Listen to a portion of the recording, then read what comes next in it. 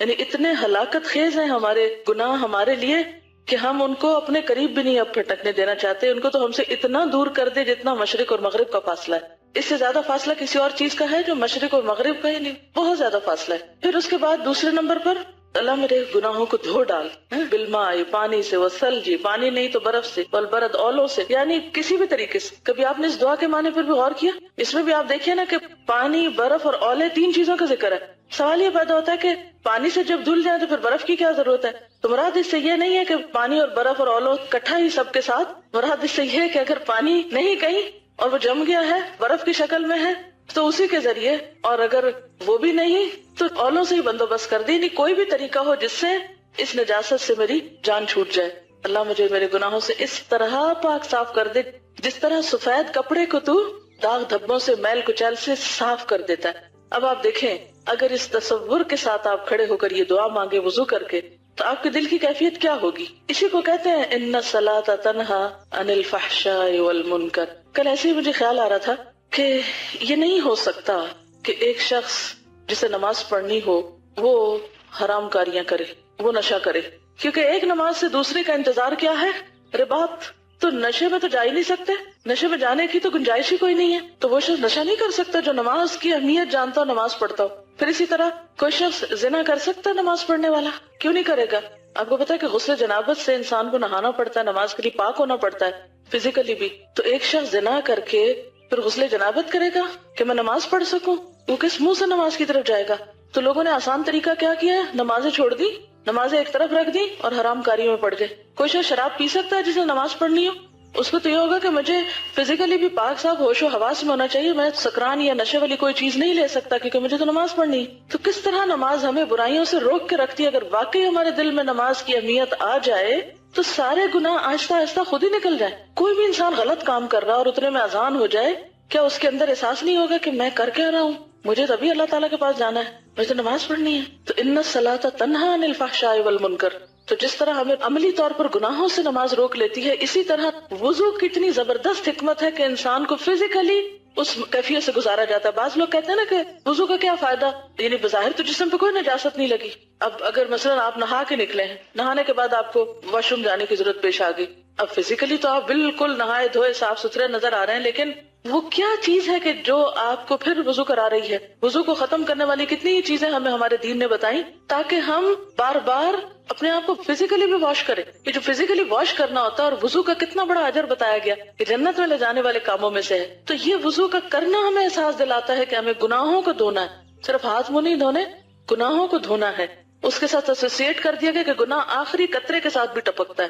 وضو کرنے کے بعد جو آخری قطرہ گرتا ہے نا، اس کے اندر بھی روحانی طور پر، یعنی بظاہر وہ پانی نظر آتا ہے مگر روحانی طور پر یا باطنی طور پر اس کے ساتھ گناہ ٹپک رہا ہوتا ہے. اور پھر جب ہم نماز کے لیے کھڑے ہوتے ہیں تو اتنی خوبصورت ہمیں دعا سکھائی گئی کہ جو اگر واقعی ہم ذرا سا غور کر کے پڑھ لیں تو یوں لگتا ہے جیسے ایک سفید چادر سامنے آ گئی. میرے امیجنیشن میں تو اسی طرح آتا ہے کہ جیسے ایک دھلی دھلائی سفید چادر آ گئی ہے. یہی اب میرے دل کی کیفیت ہے یا میری حالت ہے. تو اس سے انسان ایک دم بہت سے بوجھوں سے آزاد ہو جاتا ہے اور پھر اطمینان اور سکون کے ساتھ اگلا کام کرتا ہے. اور وہ جو دل میں ایک ٹھنڈک، کیونکہ آپ صلی اللہ علیہ وسلم نے نماز کو کیا کہا ہے، جو علت قرۃ عینی فی الصلاۃ، میری آنکھوں کی ٹھنڈک نماز میں رکھ دی گئی ہے. یعنی میں نماز پڑھتا ہوں تو اس وقت بھی اور نماز پڑھنے کے بعد بھی وہ جو ایک دل کی کیفیت ہے اور وہ جو ایک سکون ہے اور وہ جو ایک خوشی ہے اور وہ ایک جو بوجھ سے آزاد ہونا ہے، وہ کیفیت انسان کو دنیا اور دین دونوں کاموں میں آگے بڑھاتی. اور اگر آپ کے اوپر گناہ کا بوجھ ہے تو آپ کی نیکیوں کی رفتار لازمن سست ہوگی بوجھل ہو کر، اور اسی طرح دنیا کے کاموں میں بھی آپ ایک گلٹ کا شکار ہوگی، ایک بے چینی سی آپ کے پیچھے لگی ہوئی ہوگی اور چمٹی ہوئی ہوگی. اس لیے یہ ہمارے فائدے میں ہے کہ ہم نماز کی پابندی کرتے ہوئے شعور کے ساتھ یہ سارے افعال کریں کہ جس سے ہم واقعی بوجھ سے آزاد ہو جائیں اور ہمارے گناہ ساتھ ساتھ دھلتے جائیں. دنیا میں کوئی ایسا طریقہ ایجاد نہیں ہو سکتا کہ جس سے آپ گناہوں سے بچ سکیں، کیونکہ ہم بہت کمزور لوگ ہیں. کوشش کے باوجود، محنت کے باوجود آپ نہیں بچ سکتے. یہ چمٹے میں ہمارے ساتھ. اب آپ دیکھیے کہ اگر آپ کچھ نہیں کر رہے تو کیا آپ ثواب کر رہے ہیں؟ یعنی مثلا آپ کا میں کوئی گناہ نہیں کرتی، سب چھوڑ کے میں یہ بیٹھی ہوں. اللہ نے یہ آپ کو جسم و جان، روح، ایمان، یہ سب کچھ بیٹھنے کے لیے دیا. یہ جرم نہیں ہے سب کچھ رکھ کے پھر بیٹھ جائیں آپ، یہ بھی تو ایک گناہ ہے. تو اگر ہم کچھ بھی نہ کریں تو بھی ہمیں غلط کام کر رہے ہیں، اور اب کچھ کرتے ہیں تو بھی غلطی ہوتی ہے، چلتے ہیں تو پھسلتے ہیں، ٹھوکریں لگتی ہیں. دونوں حال تو چین کہیں نہیں ہے. میں بہت اس بات پہ سوچی یا اللہ وہ کون سی جگہ ہو, وہ کیا طریقہ ہو کہ میں اس مشکل سے نکل آؤں. ابھی تک مجھے تو کوئی طریقہ نہیں ملا. جو بھی کام کرتے ہیں وہیں کچھ نہ کچھ گڑبڑ ہو جاتی. پھر حل کیا ہے؟ حل یہی ہے کہ ہم پھر ساتھ ساتھ اینٹی ڈاٹ لیتے رہیں, یعنی ادھر سے غلطی ہوئی اور ادھر سے صفائی, ادھر سے گندگی پڑی ادھر سے دھلائی, یہ ہے حل. تو اس لیے ضروری ہے کہ آپ یہ کتاب اچھے سے پڑھ لیں, گناہوں کو دھونے والے اعمال. چلیے آج ایک اور حدیث آپ کو سناتی ہوں. میں پیج آپ کو بتاتی ہوں کیونکہ ساری کتاب تو میں آپ کو پڑھا نہیں سکتی کیونکہ ٹائم کم ہے, لہذا کچھ چیزیں آپ خود پڑھیں گے اور کچھ میں آپ کو پڑھا دیتی ہوں. اس میں ایک تو 27 پیج پر سمع اللہ لمن حمدہ کا جواب دینے والا, جب امام رکوع سے اپنا سر اٹھاتے وقت سمع اللہ لمن حمدہ کہے تو اس کے جواب میں ربنا لک الحمد یا ولک الحمد دونوں طرح آتا ہے, یہ کہنا چاہیے. اب اگر آپ تنہا نماز پڑھ رہے ہیں تو بھی خود بھی ادا کریں گے, ٹھیک ہے. اس کا کیا فائدہ ہے؟ صحیح بخاری کی روایت ہے. اچھا مزے کی بات یہ کہ اس کتاب میں جو بھی روایات آئی ہیں وہ بہت اعلیٰ درجے کی, یعنی اس میں کوئی شک والی بات نہیں ہے, تو تسلی سے آپ عمل کر سکتے ہیں. حضرت ابو ہریرہ رضی اللہ عنہ بیان کرتے ہیں ان رسول اللہ صلی اللہ علیہ وسلم قال اذا قال الامام سمع اللہ لمن حمدہ فقولوا اللہم ربنا لک الحمد فإنه من وافق قوله قول الملائکۃ غفر له ما تقدم من ذنبه. رسول اللہ صلی اللہ علیہ وسلم نے فرمایا جب امام سمع اللہ لمن حمدہ کہے تو تم اللہم ربنا لک الحمد کہو, اس لیے کہ جس کا یہ کہنا فرشتوں کے کہنے سے مل جائے اس کے اگلے گناہ بخش دیے جائیں گے. جب وہ اللہ کی تعریف کرتا ہے سمع اللہ لمن حمدہ تو فرشتے ساتھ کیا کہتے ہیں؟ ربنا ولک الحمد, یعنی اس کا جواب ہے ایک طرح سے. اب آپ خود بھی پڑھ رہے ہیں, فرشتے بھی پڑھ رہے ہیں. اگر یہ میچ کر گیا, اور کب میچ کرے گا؟ جب آپ منہ میں جلدی سے پڑھ دیں گے. اس کے لیے پھر طریقہ ہی میٹر کرتا ہے نا کہ آپ پڑھ کس طرح رہے اس کو, تو اس میں پھر پچھلے گناہ بخش دیے جائیں. تو نماز بذات خود بھی گناہوں کی بخشش کا ذریعہ ہے, اور اس میں مزید کچھ تسبیحات وغیرہ پڑھنا وہ بھی. یہ حدیث آپ اپنے بہن بھائیوں کو, جیسے پہلے میں نے بتایا تھا نا, بچے جو نماز مسجد میں نہیں جاتے پڑھنے, ان کو جب آپ اس طرح کی بات بتائیں تو ذرا شوق اور دلا سکتے, کیونکہ اس میں لکھا ہے نا کہ اس فضیلت کا حقدار وہی انسان بنتا ہے جو مسجد میں باجماعت نماز ادا کرے. لیکن خواتین کے لیے پسندیدہ نماز ان کے گھر کی نماز ہے, لہٰذا اگر وہ خود پڑھیں گی تو انشاءاللہ وہ بھی محروم نہیں رہیں گی, لیکن شرط ہے کہ اچھی سے نماز پڑھی جائے. اس حدیث سے اس بات کا بھی پتہ چلا کہ فرشتے نماز کے وقت موجود ہوتے ہیں, آپ اکیلے نہیں ہوتے اس وقت, اور نماز پڑھنے والوں کے ساتھ تسبیح اور تحمید میں شریک ہوتے ہیں. اور اس سے یہ بھی پتہ چلتا ہے کہ رکوع سے سر اٹھانے کے بعد بندے کو تھوڑی دیر کے لیے رکنا اور مسنون دعاؤں کو پڑھنا چاہیے, یعنی رکوع کر کے کھڑے ہو کے ذرا سا ٹک جائیں. یہ نہیں کہ سمع اللہ لمن حمدہ اٹھتے ہوئے اور ربنا ولک الحمد سجدے میں جاتے ہوئے. عام طور پہ ہم ایسی نماز پڑھتے ہیں جلدی میں, سمع اللہ لمن حمدہ کہتے ہوئے کھڑے ہوں, بس رک جائیں, ربنا ولک الحمد حمدا کثیرا طیبا مبارکا فیہ. اس تسبیح کی بھی بہت فضیلت ہے, کیونکہ نماز بخشش کا ذریعہ کب بنتی ہے؟ جب بندہ اس میں اللہ تعالیٰ کی خوب حمد و ثنا بیان کرتا ہے. تو یہ بھی مقام ہے حمد و ثنا بیان کرنے کا. تو اگر آپ یہ تسبیح جانتے ہو, کیونکہ ایک دفعہ کسی صحابی نے آپ کے پیچھے یہ تسبیح پڑھی نماز کے اندر, سلام پھیرنے کے بعد آپ نے پوچھا کہ میں نے دیکھا کہ 30 سے زیادہ فرشتے اس تسبیح کو لینے کے لیے لپکے ہیں, یعنی انہیں اتنی پسند آئی ہے, کیونکہ فرشتے خود بہت تسبیح کرتے ہیں نا اللہ کی. سب سے پسندیدہ کام فرشتوں کا کیا ہے؟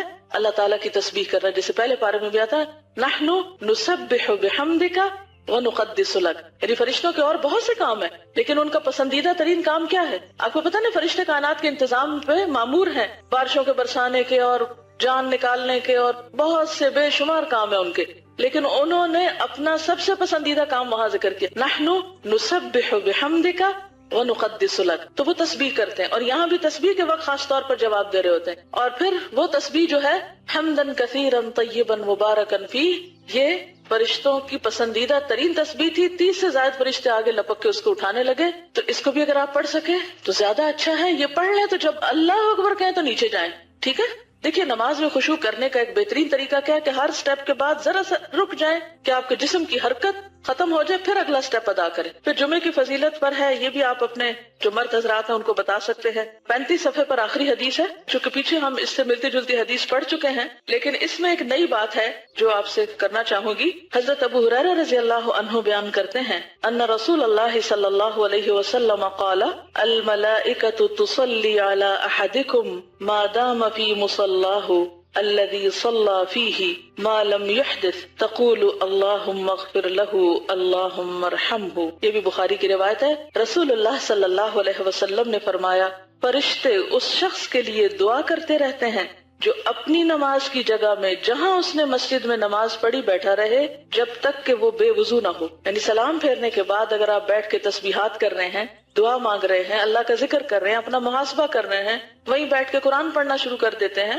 ٹھیک ہے، ہر نماز کے بعد تو ممکن نہیں، لیکن بعض نمازوں کے بعد آپ اپنے گھر میں، کام میں، روٹین میں، چھٹی کے دن زیادہ دیر بھی بیٹھ سکتے ہیں. تو نماز کی جگہ پر بیٹھ کر جب تک آپ بے وضو نہیں ہوتے تو اس وقت تک فرشتے آپ کے لیے دعا کرتے رہتے ہیں. اللہم اغفر لہ، اللہم ارحمہ، اللہ اس کو بخش دے اور اس پہ رحمت کر. تو ہم سب کتنے محتاج ہیں اللہ کی رحمت کے، لیکن عام طور پہ ہم کیا کرتے ہیں، ادھر سلام پھیرا اور ابھی دوسرا سلام تو پورا نہیں ہوتا کہ ہم بھاگ کھڑے ہوتے ہیں. جیسے وہ کبھی آپ نے ٹیلی ویژن پر نماز دیکھی ہوگی، حرم سے نماز آتی ہے جو، کبھی اگر آپ نے غور کیا ہو، میں عام طور پہ فجر کی نماز دیکھتی ہوں تو اس میں ہوتا کیا ہے، جن لوگوں نے حجر اسود کو بوسہ دینا ہوتا ہے نا، ابھی امام السلام علیکم ورحمۃ اللہ کر رہا ہوتا ہے اور وہ جلدی سے کر کے دوڑ رہے ہوتے ہیں کہ ہم پہلے پہنچ جائیں، اور وہ جو پیچھے مکبر ہوتا ہے وہ تو ابھی اس کے سلام تو چل ہی رہے ہوتے ہیں اور لوگ پہنچ چکے ہوتے ہیں وہاں. تو بعض اوقات ہمارا بھی حال یہی ہوتا ہے کہ ہم دنیا کی طرف اسی طرح ادھر سلام پھیرا نہیں اور ادھر دوڑ لگا دی، مصلی سے فوراً اٹھ کے ادھر ادھر کے کاموں میں مشغول ہو گئے. تو کوشش کیا کریں، الا یہ کہ آپ کے جسم میں کوئی تکلیف ہے، جیسے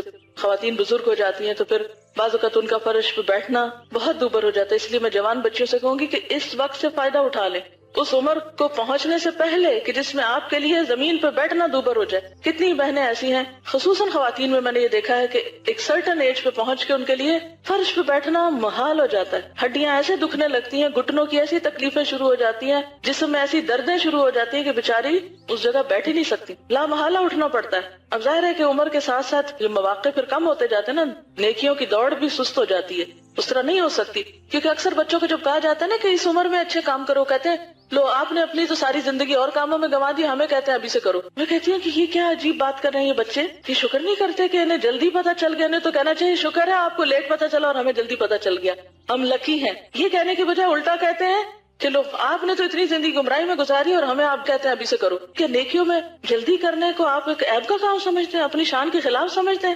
شکر کیوں نہیں کرتے کہ آپ خوش قسمت ہے پہلے پتہ چل گیا. اگر دنیا کی کسی چیز کا اگر ماں باپ کہنا کہ ہمارا بزنس تو وہ آفٹر 40 اتنا فلرش کیا تھا اور تم تو 20s میں یہ لے بیٹھے ہو، تو وہ آپ کہیں گے بہت لکی ہیں ہم کہ ہمیں 20s میں اتنا کچھ مل گیا جو ماں باپ نے 40s میں جا کے کمایا. دنیا کے لیے تو الٹے پیمانے ہیں ہمارے، لیکن دین کی بات ہو تو کہتے ہیں آپ تو 40 سال کے بعد یہ کر رہی تھی اور ہمیں کہتی ہیں 20 سال میں ہی کر لو. انتہائی ناسمجھی کی بات ہے، لیکن ظاہر ہے کہ ابھی ان کی ایج ایسی ہے کہ ان کو اتنی سمجھ نہیں آتی. مگر آپ طریقوں اور دلیلوں سے تھوڑا تھوڑا پیار سے، محبت سے، لاڈ سے سوچ بدل سکتے. اصل بات ہوتی ہے انسان کی سوچ بدلنا. اگر آپ اس میں کامیاب ہو جاتے ہیں تو پھر گھر والوں سے کچھ بھی کرانا مشکل نہیں ہوتا. ہم بعضوں کا چیزوں کو صرف ٹھوستے ہیں، یہ کرو یہ نہ کرو، یہ کرو یہ نہ کرو، پھر وہ اکتا جاتے ہیں ہم سے کہ یہ نہ نظر آئے ہمیں کہیں. تو اگر آپ ان کے ساتھ کنورسیشن کریں، ڈسکشن کریں، پوچھیں اور پھر آخر پہ جا کے ان کو فورس کریں تو وہ تو ٹھیک ہے. تو بہرحال بات یہ ہے کہ آپ لوگ اس ایج میں اگر ممکن ہو دن میں ایک نماز میں، ہفتے میں ایک دن اس عمل کو اپنی زندگی کا خاصہ بنا لیں کہ نماز کے بعد کچھ دیر مصلی پہ بیٹھ کے فرشتوں سے دعائیں لینی. اچھا اب آپ دیکھیں کہ ہم ہر وقت تلاش میں رہتے ہیں، کوئی نیک بندہ ہمیں ملے تو ہم اسے کہیں کہ تم ہمارے لیے دعا کرو. اس کو کہتے ہیں دعا کرو، اس کو کہتے ہیں، پھر اس سے وعدے لیتے ہیں اور اس کے اوپر بوجھ ڈالتے رہتے ہیں، اور اس بیچارے کے پاس اپنے لیے مانگنے کا بعض اوقات وقت نہیں ہوتا، دوسروں کے لیے کیا مانگے گا. اور ادھر فرشتے انتظار میں بیٹھے ہیں کہ تم ذرا خود مصلی پہ بیٹھو نا، ہم بھی تمہارے لیے دعا کرتے ہیں. اس کے لیے ہم تیار نہیں ہیں، اور اس کی بنیادی وجہ ہمیں خود بھی نہیں پتا کہ وہ ہمارے لیے کس وقت کون دعا کر سکتا ہے. تو فرشتوں کی دعا کا مستحق ہوتا ہے وہ شخص جو خود نماز پڑھ کے مصلی پہ بیٹھ جائے کچھ دیر. تو اس میں جلدی نہ کیا کرے، بہت دیر بھی نہ لگائے کہ گھر والے تنگ آ جائے، لیکن اپنا ایک خاص وقت بنائے ہر کام کا، ایک پرائیویٹ ٹائم جب لوگوں کو آپ کی ضرورت نہ ہو. ٹھیک ہے نا، مثلاً اگر فجر کے وقت گھر والے سو رہے ہیں، آپ علی اٹھ کے تو آرام سے بیٹھے ہوئے ہیں، یا مغرب کے بعد یا عشاء کے بعد بچے سو گئے، آپ نے نماز پڑھی اور آپ نے جو کچھ کرنا ہے ادھر مصلی پہ بیٹھ کے ہی کر لیں، یعنی اپنی دعائیں وہیں بیٹھ کے کر لیا کریں، قرآن پاک رکھ لیں، کوئی بک رکھ لیں، وٹ ایور. لیکن جب تک آپ اس مصلی پہ بیٹھے ہیں فرشتے آپ کے لیے دعائیں کر رہے ہیں، انجوائے کیا کریں. ہم تو اب کچھ اور کر رہے ہیں اور فرشتے ہمارے لیے دعا کر رہے ہیں. اپنا لیسن بیٹھ کے یاد کر لیا کریں، کچھ بھی اینی تھنگ. تو کم از کم روز ایک دفعہ، اتنا نہ ہو تو ہفتے میں ایک دن، چھٹی کے دن یا کوئی ایک دن جس میں آپ ذرا زیادہ دیر مصلی پہ بیٹھ جائیں. ٹھیک ہے. پھر اسی طرح یہ بھی بڑی خوبصورت ہے 39 پیج پہ 100 مرتبہ سبحان اللہ کہنا. عن ابی ہریرہ رضی اللہ عنہ ان رسول اللہ صلی اللہ علیہ وسلم قال من قال سبحان اللہ وبحمدہ فی یوم 100 مرۃ حطت خطایاہ وان کانت مثل زبد البحر. یہ بھی بخاری کی روایت. حضرت ابو ہریرہ رضی اللہ تعالی عنہ سے روایت ہے کہ رسول اللہ صلی اللہ علیہ وسلم نے فرمایا جو شخص دن میں 100 مرتبہ سبحان اللہ و بحمدہ کہے اس کے گناہ مٹا دیے جاتے ہیں، خواہ وہ سمندر کی جھاگ کے برابر ہی کیوں نہ ہو۔ اور سمندر کی جھاگ کے چھوٹے چھوٹے گناہ، جیسے آپ صلی اللہ علیہ وسلم نے حضرت عائشہ سے فرمایا تھا نا، عائشہ چھوٹے چھوٹے گناہوں سے بچتی رہنا، ورنہ وہ کیا کرتے ہیں، وہ ایک ڈھیر بن کے جلا ڈالتے ہیں، یعنی زیادہ ہلاکت خیز ہو جاتے ہیں۔ بڑا گناہ تو ایک ہی بڑا نا، لیکن چھوٹے چھوٹے مل کے اس سے بھی بڑے ہو جاتے ہیں، ٹھیک ہے نا، قطرہ قطرہ دریا ہو جاتا ہے۔ تو یہ جو سمندر کی جھاگ والی بات آتی ہے تو میرے سامنے وہی ایک پکچر آ جاتی ہے کہ چھوٹے چھوٹے چھوٹے چھوٹے گناہ ڈھیر لگ گیا ان کا، جن کو ہم نے حقیر سمجھا وہ ایک بہت بڑی کوانٹٹی بن گئے۔ ایسے چھوٹے چھوٹے گناہوں کی معافی کے لیے اللہ کی حمد و ثنا۔ پھر آپ دیکھیں تسبیح جو ہے یہ کتنی بہترین چیز ہے، لیکن مشکل پتہ ہے کیا ہے؟ بات یہ ہے کہ دیکھنے کو یہ عمل بہت چھوٹا لگتا ہے اور آپ کہتے لو یہ کیا مشکل ہے، یہ تو میں آرام سے ہی کر سکتا ہوں، لیکن اصل بات یہ ہے کہ یہ اتنے آرام سے نہیں ہوتا۔ اصل مشکل پابندی ہے، روزانہ کرنا۔ صبح شام کی دعاؤں میں بھی یہ عمل لکھا ہوا ہے، کتابیں آپ کے پاس ہیں، کتنے لوگ اب تک کرتے ہیں؟ کتابیں تو سب کے پاس، لیکن فیو ہینڈز ہیں، سارے نہیں ہیں، 100% نہیں کر رہے آپ لوگ۔ کتنا آسان عمل ہے لیکن 100% نہیں ہو رہا۔ میں چاہتی ہوں کہ یہ عمل آپ سب میں ہونا چاہیے، کوئی مشکل نہیں۔ اگر آپ ایک دن بیٹھ کے سبحان اللہ و بحمدہ سبحان اللہ و بحمدہ کو 100 دفعہ گنے تو 2-3 منٹ سے زیادہ نہیں لگتے، تو 24 گھنٹوں میں 2-3 منٹ نہیں اپنے گناہ معاف کرانے کے لیے۔ اس کا طریقہ کیا ہے؟ میں نے اس کا کیا حل نکالا ہے کہ جب میں اپنے گھر سے نکلتی ہوں اپنے پڑھانے کی جگہ پر جانے کے لیے یا آفس جانے کے لیے، تو میں بیٹھتے ہی ایک اور کام کرتی ہوں۔ آپ کو پتا نا سواری پہ نفل پڑھ سکتے ہیں، تو چونکہ ٹائم کم ہوتا ہے تو عام طور پر میں گھر سے نکلتے ہی سبحان الذی سخر لنا اور وہ گھر سے نکلنے کی دعائیں پڑھ لیتی ہوں، اور جو ہی گاڑی قبلے کی طرف مڑتی ہے تو میں اللہ اکبر کر کے 2 نفل شروع کر دیتی ہوں۔ ایک تو یہ ہے کہ نبی صلی اللہ علیہ وسلم کی سنت کی پیروی ہو جاتی ہے، کیونکہ آپ سواری پر بھی نفل پڑھتے تھے، ٹھیک ہے۔ دوسرا یہ ہے کہ عام طور پر ہمارے اوپر اتنے فرائض اور ذمہ داریاں ہیں کہ نفل پڑھنے کا ٹائم کم ملتا ہے، تو ایسے اوقات کو انسان استعمال کر سکتا ہے، اللہ ہی کہ آپ کو ڈرائیو کر رہے ہیں، پھر تو نہیں ہو سکتا نا، کیونکہ مشکل ہے۔ لیکن اگر آپ کہیں بھی ہیں تو جس پوزیشن پہ بیٹھے ہیں آپ بیٹھ کے آرام سے نیچے ہو کے پڑھ سکتے ہیں۔ اچھا، پھر تیسری بات یہ ہے کہ جو ہی نفل ختم ہوتے ہیں تو میں تسبیح لے کے یہ تسبیح پوری کر لیتی ہوں۔ بعض اوقات اتنی دیر میں وہ جگہ آ جاتی ہے جہاں اترنا ہوتا ہے، تو میں اس وقت تک اپنے کمرے میں نہیں داخل ہوتی جب تک میری تسبیح ختم نہ ہو جائے۔ تو اس طرح سفر جو ہے وہ الحمدللہ بہت اچھا گزر جاتا ہے اور وہ دن کا ایک وظیفہ ہو جاتا ہے۔ عمل کب چھوٹتا ہے؟ جب سفر میں، یعنی اس طرح کے سفر میں ہوتی ہوں کہ ابھی اس وقت یہاں ہو اور ابھی وہاں ہو اور ابھی کوئی آ گیا اور ابھی فون آ گیا، تو پھر گڑبڑ ہو جاتی ہے، پھر میں بیچ بیچ میں پڑھتی رہتی ہوں، مگر وہ جو ایک پابندی ہوتی ہے وہ چھوٹتی ہے۔ تو آپ لوگ اس وقت اس سال میں اپنی عادت کچھ اس طرح بنا لیں کہ مثلاً آپ اسی طرح عمل کر سکتے ہیں، آپ گھر سے نکلیں اس وقت، یا اگر آپ ہاسٹل کے اوپر سے آ رہے ہیں تو اس وقت میں آپ کر سکتے ہیں، اترتے ہوئے سیڑھیاں تو ویسے ہی سبحان اللہ پڑھنا ہی ہوتا ہے، اس وقت میں پڑھ سکتے ہیں۔ یا پھر یہ ہے کہ آپ تھوڑا سا ادھر ادھر گھوم کے اپنی تسبیح پوری کر لیں، یا یہ کہ کلاس میں آ کے بیٹھے ہیں اور ابھی لوگ آ رہے ہیں یا آپ رک کے چل رہے ہیں تو اس وقت میں پورا کر لیں۔ لیکن جب تک آپ اس عمل کو کسی چیز سے گرہ نہیں لگائیں گے نا تو آپ کی پابندی نہیں ہوگی، اور اگر پابندی نہیں ہوگی تو پھر آپ اس سے فائدہ نہیں اٹھا سکتے۔ تو کوئی ایسا ٹائم جس میں آپ سوچیں کہ یہ کام تو میں روز ہی کرتی ہوں، مثلا آپ گھر میں روز برتن دھوتے ہیں تو آپ اس میں ٹائم دیکھ لیں 2-3 منٹ میں پورا ہو جاتا ہے تو ٹھیک ہے، نہ بھی گنے تو 100 سے زیادہ بھی ہو سکتا ہے، اس سے کیا نقصان ہے؟ یعنی ایک دن آپ بیٹھ کے ٹائمنگ کر لیں، پھر تسبیح نہ بھی اٹھائیں تو اتنے ٹائم تک آپ وہ تسبیح پڑھ کے بھی اس ثواب کو انشاءاللہ پہنچ جائیں گے۔ ایک اور حدیث ہے اسی سے ملتی جلتی، عن ابی ہریرہ رضی اللہ عنہ قال قال رسول اللہ صلی اللہ علیہ وسلم کلمتان حبیبتان الی الرحمن خفیفتان علی اللسان ثقیلتان فی المیزان سبحان اللہ وبحمدہ سبحان اللہ العظیم۔ حضرت ابو ہریرہ رضی اللہ تعالی عنہ کہتے ہیں کہ رسول اللہ صلی اللہ علیہ وسلم نے فرمایا، 2 کلمے ایسے ہیں جو رحمان کو بہت پیارے ہیں، زبان پر بہت ہلکے ہیں اور ترازو میں بہت بھاری ہیں، اور وہ یہ ہیں سبحان اللہ وبحمدہ سبحان اللہ العظیم۔ اب یہ جو پچھلا ہے یہ تو بہت ہی مختصر ہے، سبحان اللہ وبحمدہ سبحان اللہ وبحمدہ، لیکن یہ ذرا سا اس سے طویل ہے، تو آپ ان دونوں میں سے کوئی بھی اختیار کر سکتے ہیں۔ اگر آپ یہ پڑھیں گے سبحان اللہ وبحمدہ سبحان اللہ العظیم تو زیادہ فائدہ ہے، لیکن اگر آپ یہ نہ کر سکے تو کم از کم آدھا والا ضرور کر لیں۔ اور یہ سب سے بڑی بات ہے نا کہ میزان میں بہت بھاری ہے، تو یہ اس اعتبار سے بھی آپ کو فائدہ دیں گے۔ اسی طرح ذکر میں ایک اور بڑی ہی بہترین چیز ہے، خاص طور پر ان لوگوں کے لیے جن کو شیطانی وسوسے بہت زیادہ آتے ہیں۔ کچھ لوگ بہت اس چیز کی شکایت کرتے ہیں کہ ہمیں شیطانی وسوسے بہت آتے ہیں، یا ہم مستقل مزاجی اختیار نہیں کر سکتے، یا ہم بھولتے بہت ہیں، یا وغیرہ وغیرہ۔ تو یہ جو کلمہ ہے یہ شیطان سے بچانے والا ہے۔ حضرت ابو ہریرہ رضی اللہ تعالی عنہ سے روایت ہے، ان رسول اللہ صلی اللہ علیہ وسلم قال من قال لا الہ الا اللہ وحدہ لا شریک لہ لہ الملک ولہ الحمد وہو علی کل شیء قدیر فی یوم 100 مرۃ كانت له عدل 10 رقاب وكتب له 100 حسنة ومحيت عنه 100 سيئة وكانت له حرزا من الشيطان يومه ذلك حتى يمسي وَلَمْ يَأْتِ أَحَدٌ بِأَفْضَلَ مِمَّا جَاءَ إِلَّا رَجُلٌ عَمِلَ أَكْثَرَ مِنْهُ۔ رسول اللہ صلی اللہ علیہ وسلم نے فرمایا جو کوئی لا الہ الا اللہ وحدہ لا شریک لہ لہ الملک ولہ الحمد وہو علی کل شیء قدیر ایک دن میں 100 بار کہے تو یہ اس کے لیے 10 گردنوں کے آزاد کرنے کے برابر ہوگا، اس کے لیے 100 نیکیاں لکھی جائیں گی، 100 برائیاں اس سے مٹا دی جائیں گی، اور یہ کلمہ اس کے لیے اس دن شام تک شیطان سے بچانے کا ذریعہ رہے گا۔ اور جو عمل لے کر یہ شخص آئے گا اس سے بہتر کوئی شخص عمل نہیں لائے گا سوائے اس آدمی کے جس نے اس سے زیادہ عمل کیا۔ اور اگین پھر وہی بات ہے کہ کس کے پاس وقت ہے کہ 100 دفعہ یہ پڑھے؟ وقت ہوتا ہے، ہم استعمال نہیں کرنا جانتے، ہم اس کو مینج نہیں کر پاتے، ہم اس کو مقرر نہیں کرتے۔ یعنی کتنی مفید چیز ہے کہ آپ اس کو اگر اپنی عادت بنا لیں تو ایک نہیں کئی فائدے ہیں۔ یہ بھی آپ دیکھیے بخاری کی روایت ہے، کچھ تو فضائل اعمال کی حدیثیں بہت ضعیف ہوتی ہیں، بڑے بڑے فائدے لکھے ہوتے ہیں لیکن وہ حدیثیں اوتھینٹک نہیں ہوتی۔ یہ حدیث اوتھینٹک ہے، یعنی یقینی بات ہے، آپ پورے شرح صدر کے ساتھ اس کو کر سکتے ہیں۔ تو اس میں نمبر 1 10 غلام آزاد کرنے کا ثواب، نمبر 2 100 نیکیوں کا لکھا جانا، پھر نمبر 3 100 برائیوں کا مٹنا، اور نمبر 4 صبح سے شام تک شیطانی حملوں سے حفاظت، اور شیطان کی اکساہٹیں، وسوسے، اس کا بھلوانا، جو بھی کچھ شیطان دشمنی میں کرتا ہے، لوگوں کے درمیان فساد پھیلانا، ڈرانا، خوف دلانا۔ آپ کو پتا ہے کبھی آپ قرآن پاک کی روح سے دیکھیں کہ شیطان کیا کیا کرتا ہے؟ کوئی ایک اسائنمنٹ ان کو دے دیں کسی وقت، قرآن کو ذرا دوبارہ سے پڑھ کے دیکھیں کہ اس میں کیا کیا لکھا ہوا، یعنی شیطان کیا کیا کرتا ہے۔ الشیطان یعدکم الفقر ویأمرکم بالفحشاء، انسانی الشیطان بلواتا ہے، پھر اسی طرح ینزغ بینکم فساد ڈلواتا ہے، اور بھی اس کے بہت سے کام ہیں۔ شاید شیطان کے ہتھ کنڈوں میں کچھ چیزوں کا ذکر بھی ہو، مجھے نہیں اب یاد کیونکہ 5 سال ہو گئے اس لیکچر کو۔ تو اینی ہاؤ اب شیطان کے جتنے بھی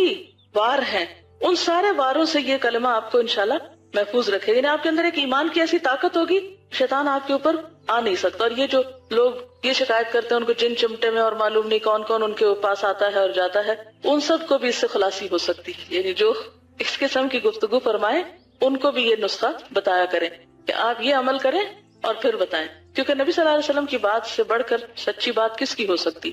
اچھا جناب، اگر یہ 100 دفعہ نہ کہہ سکیں تو کم از کم 10 دفعہ کہہ لیا کریں، کیونکہ 45 پیج پر آخر میں یہ حدیث دیکھیے، حضرت ابو ایوب انصاری رضی اللہ تعالی عنہ نبی صلی اللہ علیہ وسلم سے روایت کرتے ہیں، من قال لا الہ الا اللہ وحدہ لا شریک لہ لہ الملک ولہ الحمد وہو علی کل شیء قدیر 10 مرار کان کمن اعتق 4 انفس من ولد اسماعیل۔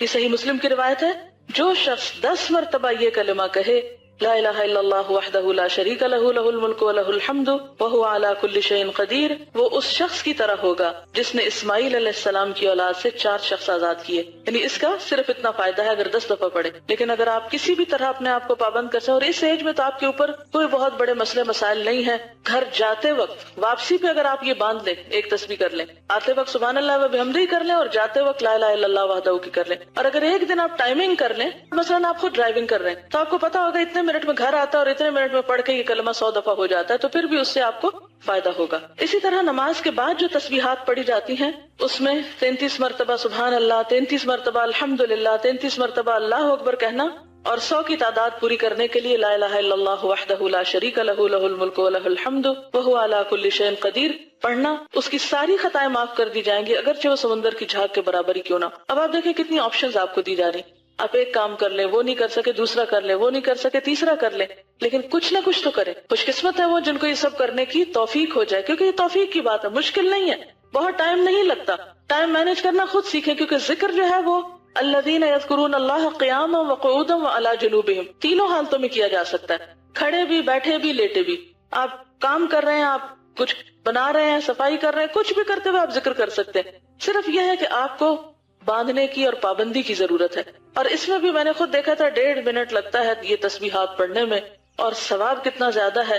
اور ایک اور بات یہ کہ آپ نے دیکھا ہوگا کہ نماز پڑھ کے جیسے آپ تھوڑا سا تھک جاتے ہیں نا، تو بیٹھ کے جب تسبیح کرتے ہیں تو آپ اس سے ایک طرح سے آرام بھی تھوڑا سا کر لیتے ہیں۔ یعنی نماز کے بعد فرض نماز آپ نے اچھی سے پڑھی اور پڑھنے کے بعد آپ تھوڑا سا فیل کرتے ہیں جیسے آپ you feel tired little bit, یعنی فزیکلی، تو آپ یہ تسبیح پڑھ لیں تو پھر دعا کر لیں، تو اس سے آپ کو اور زیادہ اطمینان اور سکون نصیب ہوگا۔ اور اسی سے ملتی جلتی حدیثیں جو ہیں یہ مزید بھی موجود ہیں، یہ آپ کے خود پڑھنے کے لیے میں نے چھوڑ دی ہیں، اور اس میں خاص طور پر رات کے وقت سوتے وقت اگر یہ تسبیحات پڑھی جائیں، خصوصاً تھکاوٹ کے بعد، آپ بہت تھک گئے ہیں آپ کو نیند نہیں آ رہی، آپ تسبیح پڑھنا شروع کریں، پوری ہونے سے پہلے ہی سو جائیں گے۔ میں نے اکثر ہی تجربہ کیا، ایسا سکون آتا ہے کہ پتہ نہیں چلتا کتنی پڑھی گئی اور کتنی نہیں۔ حضرت فاطمہ سے متعلق یہ حدیث ہے، ان کو تسبیحات فاطمہ بھی اسی وجہ سے کہا جاتا ہے۔ حضرت فاطمہ رضی اللہ تعالیٰ عنہا نے یہ شکوہ کیا کہ چکی پیسنے سے ان کے ہاتھ پہ نشان پڑ گیا، اور وہ نبی صلی اللہ علیہ وسلم کے پاس ایک لونڈی مانگنے کے لیے آئیں۔ اتفاق سے نبی صلی اللہ علیہ وسلم نہ ملے تو انہوں نے حضرت عائشہ سے اپنے آنے کا مقصد بیان کیا اور چلی گئی۔ جب نبی صلی اللہ علیہ وسلم تشریف لائے تو حضرت عائشہ نے آپ سے حضرت فاطمہ کے آنے کا ذکر کیا۔ حضرت علی رضی اللہ تعالیٰ عنہ بیان کرتے ہیں کہ نبی صلی اللہ علیہ وسلم ہمارے پاس اس وقت تشریف لائے جب ہم اپنے بستروں پر سونے کے لیے جا چکے تھے۔ میں نے آپ کو دیکھ کر اٹھنا چاہا، لیکن آپ نے فرمایا اٹھو نہیں، اپنی جگہ رہو۔ آپ تشریف لا کر ہم دونوں کے بیچ میں بیٹھ گئے۔ میں نے آپ کے پاؤں کی ٹھنڈک اپنے سینے میں محسوس کی۔ آپ نے فرمایا میں تم دونوں کو ایسی ترکیب نہ بتاؤں جو تمہارے لیے ایک خدمتگار سے بڑھ کر ہو۔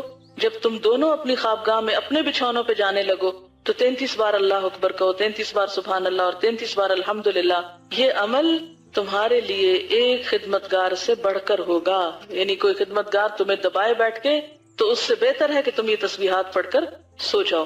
اچھا، اس میں 2-3 اور باتیں بھی پتہ چل رہی۔ نمبر 1، حضرت فاطمہ رضی اللہ تعالی عنہا کا اپنے ہاتھوں سے کام کرنا۔ نمبر 2، آپ صلی اللہ علیہ وسلم کے پاس جا